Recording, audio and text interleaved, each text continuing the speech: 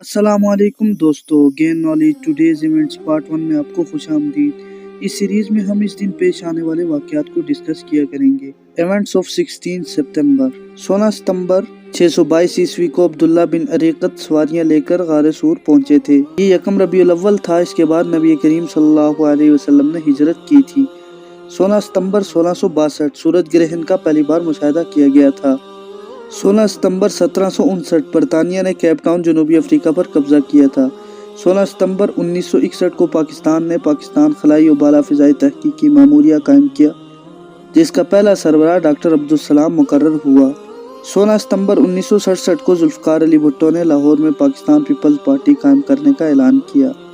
16 सितंबर 1971 को Pakistan state bank ने अपनी करेंसी रुपया को बरतानवी पाउंड स्टर्लिंग से अलग करके अमरीकी डॉलर से वाबस्ता किया। 16 सितंबर 1975 पापुआ न्यू गिनी ने ऑस्ट्रेलिया से आज़ादी हासिल की।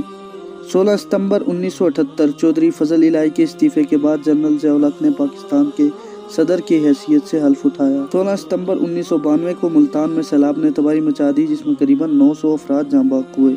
16 सितंबर 1931 को लीबिया की जंग आज़ादी के सालार उमर मुख्तार को फांसी देकर शहीद किया गया। 16 सितंबर 1990 मिज़ार कायद के आर्किटेक्ट याहिया मर्चेंट का कराची में इंतकाल हुआ।